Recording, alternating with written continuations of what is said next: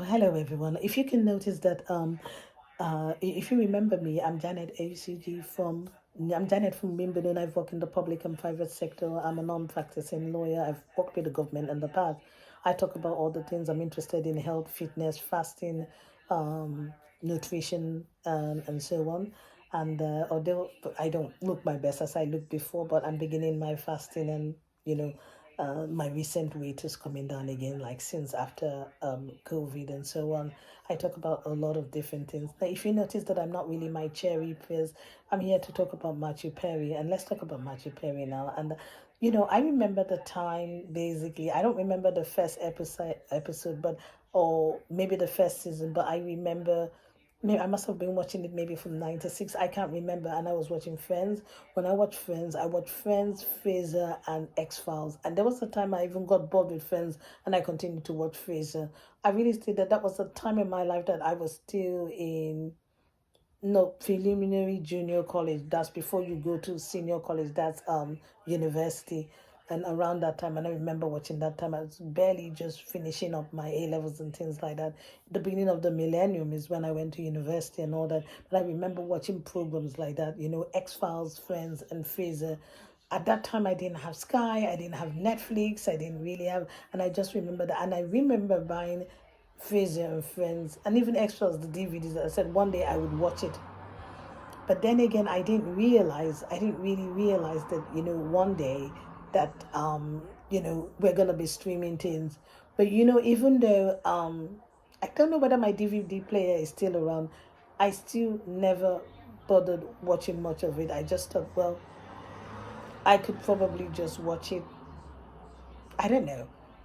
I have a DVD player still somewhere, and I'm really not sure. I mean, all the stuff is really in there, and I just thought it would have been good to watch. And I've just decided, you know what?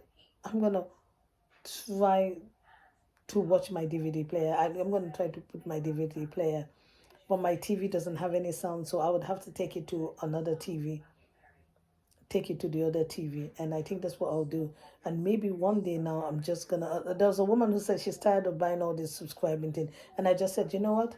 I'm gonna sit down, and I remember the Cosby Show. I know that there've been like some controversial, bad vibes going on with Bill Cosby, but I still love the Cosby Show and so on. And he really did a lot already. Basically, when I wasn't surprised when he died, as soon as they said Matthew Perry, I saw the news flash that came on my phone from Sky News, and I just thought, oh God, he's not dead. And I remember when he had painkilling and alcohol addiction and so on. I didn't know that it was due to an accident and so on. And you know what? My family and I that have gone through trauma because my parents passed in 2015 and 2016. And it was really hard on my family. And I just had to try. But his stuff is that, he wasn't abused as a child. Okay, he was pushed around from his mother to his father, pushed around from his mother and father. If I had that life, and I think I would insulate and be a survivor. And I do feel that women are more of survivors than men. But having said that, he must have been in a lot of pain. And I think there was a BBC interview he did. I thought he was treated unfairly. He was trying to say that no, people really don't have a choice to drink. People don't have a choice. And it's not that easy. People really don't have a choice to drink. It's a disease. I can't say I understand what he was going through, but I understand pain, but not the pain that will come from alcohol. No matter what I've been through, I've never taken to alcohol drugs. I don't drink. My parents were light drinkers. So drinking was not something that we did in our family. We didn't smoke, we didn't do drugs, we didn't sleep around or anything like that. We would just focus on our studies and whatever achievement we were going to do and all that. We didn't need to do that. And I just felt that, you know what? I've never ever been jealous of people. I've always loved the cast of Friends, and I've never been jealous of them. But you know what? I kind of like had a little bit of, apart from Rachel, okay, um, Chandler actually was my favorite, was one of my favorites. Okay, I'm afraid, sorry, I don't like to pick favorite, but he was one of the actors that I did admire. I really did like him in the program, and I feel really, I don't know, I feel strange because Matthew Perry was in a lot of pain. And I'm not talking about just physical pain. And I don't think that we would have known anything at all. It would have just been in physical pain, and there was nothing much we could have done about it. And it's just it's a terrible thing. It's such a terrible thing, you know. And you know what gets to me and why people are in shock, and the cast of Friends, basically themselves, are also in shock as well. Because I don't really think people understand that Matthew Perry and the cast of Friends were our big brothers and sisters in the 90s. They were our friends. Even though they didn't know us, they brought a lot of happiness. Even the Cosby Show, Fraser, Friends, and all. I don't even watch new programs. I may watch a horror film on Netflix, but even The Crown, I didn't even bother sticking to it as I was trying to stick to it and so on. As time goes by, you know, Only Fools and Horses, Yes Minister. I really love this. Mrs. Bouquet, all these old-fashioned comedies. I really love them. I mean, I don't even mind. I don't remember much about Cheers, but I saw a bit of it on, and I'm gonna fish out my DVD and go and get it. I know that I can stream it. I just want to do something a little bit 90s, a little bit old fashioned, and just pick up my DVDs and so. And I really said, my heart is breaking. My heart is breaking for his parents. I don't want to blame his parents, but I'm sorry that I don't know whether it's the separation or his parents being very busy and things like that. Like I said, for a woman, if I had that life and I moved, I would just insulate and do my own thing if my parents were doing my own thing. But it does show that men probably need more emotional energy, emotional help, and all that. I mean, that does not mean that he didn't feel it or something like that. It doesn't mean that he didn't feel it at all. It's just that somebody like me, I would have just been proud to move into my own place and get the opportunity to do something with my life. I'm sorry that his parents weren't always around, but both my parents had careers, but they were around anyway. I would use that time, um, to do my own thing and do whatever it is that I'm meant to do. And I just feel that far from me to say that I know what he was going through. I felt a different type of emotional pain. I have never been on drugs, alcohol, or painkillers or something like this. Okay, I also fast and go to the gym. Although I'd taken a break a long time from the gym and I was trying to do my own, but I'm lucky to be going back to the gym and all that. I think I'll talk about it when I'll talk about my fasting. And I just felt when I feel down, sometimes I go for a walk, I go to the gym, I do a bit of fasting and so on. I think the pain went from pain to serious addiction because he was trying to tell people, because they said to him on the BBC interview that he chose to take a drink. And he said it's not like that, it's a disease. And I don't know. I couldn't tell you, you know. He said it is a disease, and I said I don't know. You know what? I couldn't tell you. I couldn't tell you whether it's a disease or not. And the reason why I couldn't tell you, because I've never been in that situation. But I think it's a condition, and I think it's a disease, and I think that the families that the friends cast really tried to cover and help him up. He'd been to rehab. I don't know whether they were in constant contact. I just can't help thinking that there should have been somebody and other people who would have been there to push him even forward and be there for him. He was there for everybody. He opened the house. He tried to help men in this situation and so on.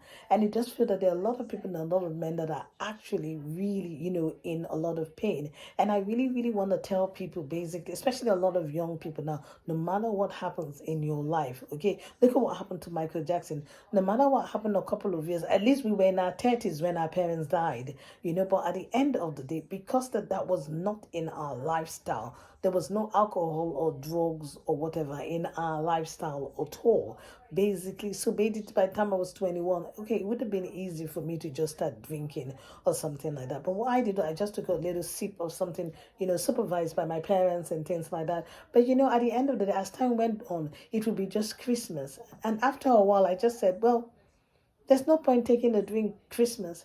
I just decided, well, I wasn't really raised with this. It's my parents that were the light drinkers, and except for one who was the moderate drinkers. Apart from that, I'm not really passionate on that. I mean, I don't really go clubbing every night. I'm not in restaurants every night or something like that. And even if I were to be, I'm not in big parties. Even when I went to my last work Christmas party, that was when I was in a physically paid work. Since COVID, I've been on a career break, but I'm due to go back soon and all that. That you know what. I know that I don't really care if people don't like it. I've always said no, thank you. I don't drink. If people don't like it, that's their problem. And I just made the decision like with this. We grew up in these days of exercise, smoothies, fasting, and things like that. What's the point taking it full time? I've always been a light part time, having a little sip now and again, maybe Christmas or birthdays and things like that. My last birthday, I didn't drink, and this Christmas, I've decided why. I could get things like Maltina, Shandy, that has low alcohol just for whatever, whatever. But I can make my own non-alcoholic cocktail whereby I could just put my lime or lemon and put some flavored things and add it with water and maybe put a green tea in it or something and some ice. And that's the way it is, or just sort of like a tropical mixed fruit drink, but it will be blended with water. I wouldn't have to worry about the sugar. But I think last Christmas somebody did give me a ginger ale and gave me what you call a cider and all that, and they had strawberry, and I just thought, oh, I can dilute it with water. But that was the only time I took it, and I just thought, oh, well, this is good. I wasn't raised on this, so I don't. So yeah, majority, at least 80% of my life, I don't drink. Now, if I were to go to a vineyard in Italy and I'm just tasting, then I may have a little taste. But I don't, like people, how they have every evening. Sorry, no drinks for me. I don't want to get in the habit of drinking every evening and all that. You know, I'm not sure what it would be if I, my partner was living with me and I think I would just say, no, honey. If I say, oh, well, okay, sorry, this is my home, my decision to make. I have to move away from that person, you know. So well, I mean, I don't know really. I'll just say, honey, not me. Oh come on. I just look, don't oh come on. I don't drink every day, even whether I'm eating or not. It's my decision to make. So I would have to put my foot down because the problem is that if you get into that habit of drinking at home, you just don't know. Now, this other person who's saying, oh, okay, they may not have your good intentions. And I really feel that he should have got more help, more intense help. He'd been to rehab and all that. And it is such a shame. When I was thinking about the bus colon, his pancreatitis, and so on, those illness didn't kill him. And I just said, oh, if he had discovered fasting and exercise, he was 54. Or was he 56? He was 54. Matthew Perry was 54. Bing Chandler from Friends. He did other films though. It's quite good though. And I just thought, that's not old today. If you're fasting and you're doing your exercise, that's not old today. So I'm really, really very sorry. My condolences to the cast of Friends, his family, his close friends. And I really honestly hope they find the strength. But I can't help thinking, should he have gotten more help? And I think that he was supposed to be helping more people, and maybe to help us understand that drugs and alcohol addiction, food addiction, you know, obesity, it's maybe a condition, it's an illness. It is an illness. Like I love my food. I'm not obese, although my camera is making me look like I was skinny all my life. When I hit my 30s, it's like, well, but at least I did some gym exercises. I go for walks. I do some fasting. I will not know until after my 30 days. You just would know. So I just pray that we have a lot of understanding about people who are in a lot of pain, and he would have been in a lot of emotional pain. I mean, this has got to stop. Or is there something that Hollywood isn't telling us about? And I think maybe we should stop prescribing. Maybe Hollywood should stop prescribing drugs. With Michael Jackson, Whitney Houston, Elvis Presley, so many other people, and now Matthew Perry, Luke Perry a few years ago. So please, everybody, I just want to say, please be kind. Have a little understanding for people who have addiction issues and help them, not just criticize them. Matthew Perry, you're the best. And I hope you're resting. You're resting in peace right now. You take care and happy Halloween.